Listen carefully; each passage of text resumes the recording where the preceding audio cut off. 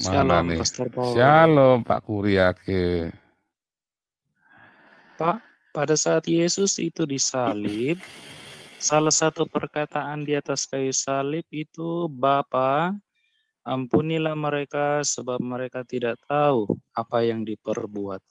Yesus meminta kepada Bapa untuk mengampuni siapa, Pastor, pada saat itu? Apakah mereka yang terlibat dalam rangkaian penyaliban Yesus, seperti Herodes, para imam, tua-tua, dan lain-lain? Terima kasih, Pastor Paul. Ini betul ya. Ampunilah mereka karena mereka tidak tahu, ya kan? Berarti kan Yesus meminta ampun untuk orang yang tidak tahu itu kan? Karena mereka tidak tahu. Para imam tahu nggak? Tahu. Makanya para imam yang nggak tahu ada nggak? Ada para imam yang nggak tahu. Ada para imam yang tahu, ada para imam yang nggak tahu. Kalau dia sudah tahu kebenaran dan dia menolaknya, bisa nggak diampuni? Nggak bisa.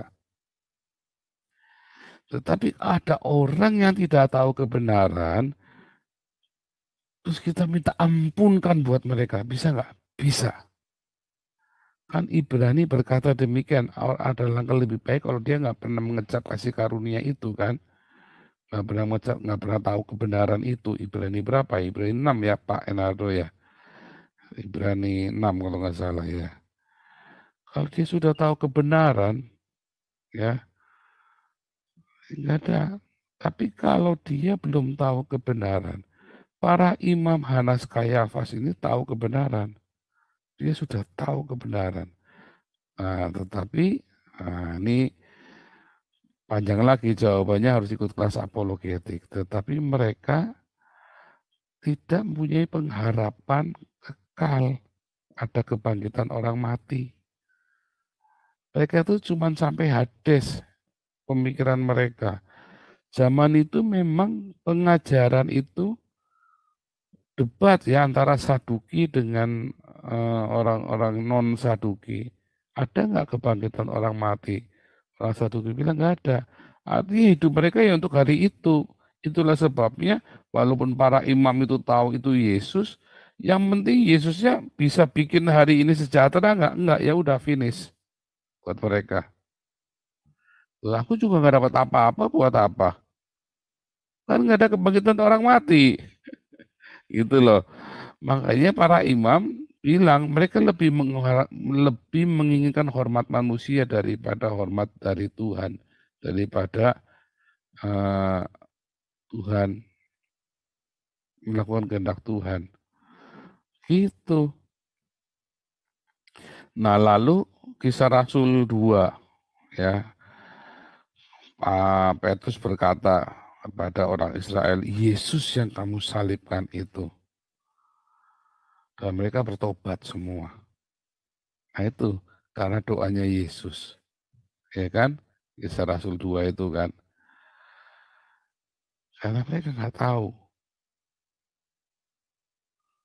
Nah, Stefanus, ampunilah mereka karena mereka tidak tahu.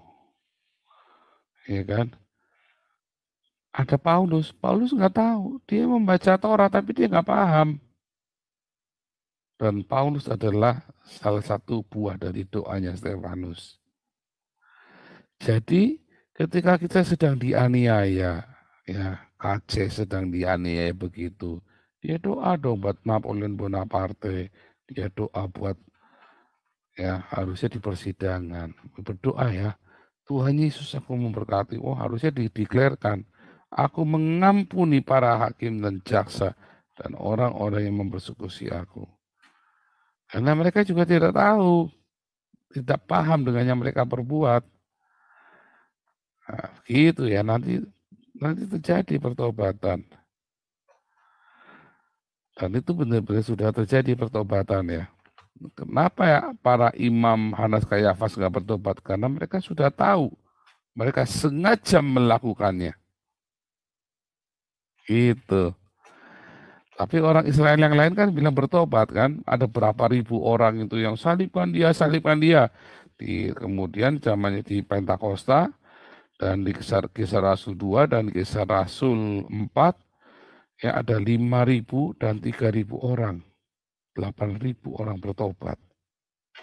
3.000 dan 5.000 ya.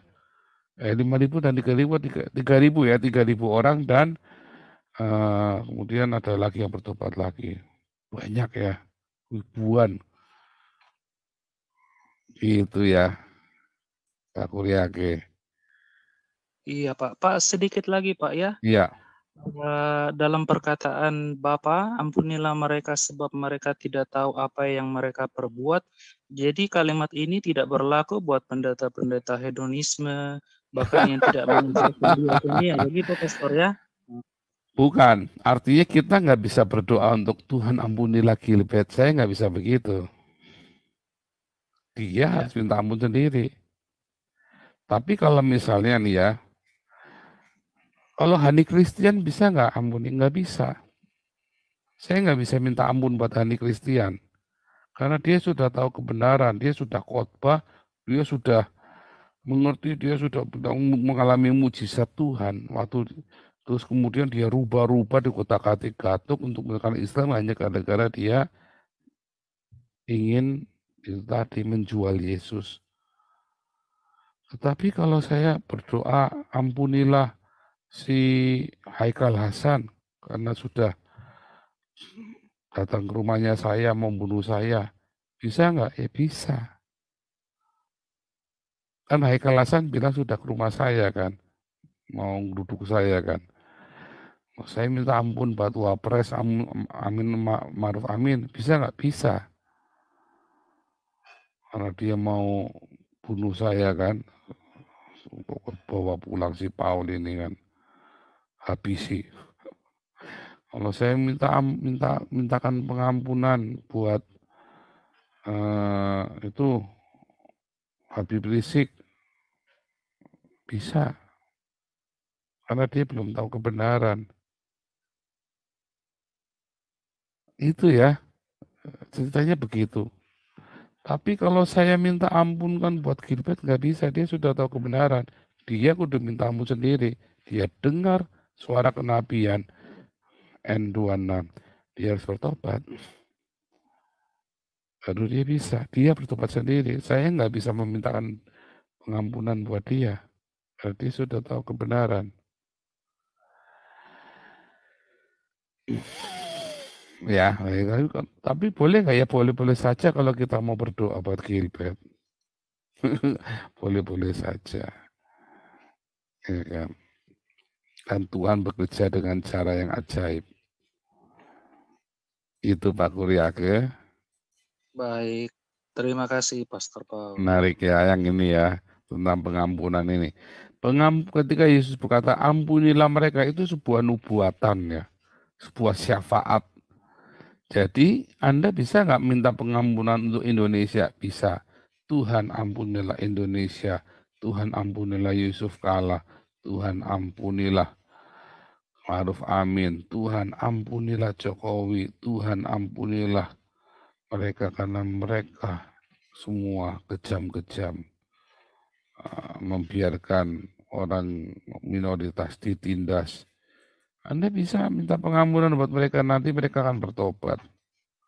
Bukannya ditengking, roh kedar nebayo, ditengking-tengking. Kedar nebayotnya bingung dia. Roh kedar nebayotnya plong-plong. Aku salah apa? Bingung ya. Loh kan kamu gara-gara kamu jadi Islam. Aku nggak bikin Islam. Itu si Babel yang bikin, bukan saya. Kok kamu pukulin saya terus? Nah itu Paulus berkata, aku tidak sembarangan meninju. Iya kan? Tidak sembarangan memukul angin. Anda yang musang keteng-keteng kedar nebayot, bingung. Ya, Anda harus dari mana nih rootnya Islam? Dari Babel, Nabonidus. Roh Nabonidus, roh Babel, ya roh Hillel bin Sakrar. Jangan dibalik-balik, nah orang roh kedar nebayot. Anda kudu pilih, nggak mungkin Kedar sama Nebayot urunan sperma jadi Muhammad. Kedar apa Nebayot? Pilih salah satu. Pendetanya aja bingung. Nah itu tipuan agama lagi. Ya, saya bilang sama Pak Theophilus Hendra, kan dia cerita Kedar Nebayot. Saya bilang, loh kok Kedar Nebayot lagi Pak? Sekarang Pak saya nanya sama Pak Theophilus Hendra, ya, yang Semarang gitu ya. Muhammad itu keturunannya Kedar apa Nebayot? Nggak bisa jawab. Ya, ya itu tipuan-tipuan. Ya, wah aku usir, aku tengking roh Kedar, roh Nebayot di dalam nama. Wah, semua roh dihafal, 1000 nama roh dihafal. Keponakannya dia nggak ada yang hafal namanya. Kayak saya ya, 1000 nama setan saya hafal. 200 tiakel dia udah mari, saya bisa nggak hafal namanya. Gampang ngapalin nama roh setan. Artinya pengarang ya. Eh, Jin ibrit, jin demit, jin kupluk, jin tiwul, jin tomang, jin putih ireng. Sapal semua saya. Ulang asem.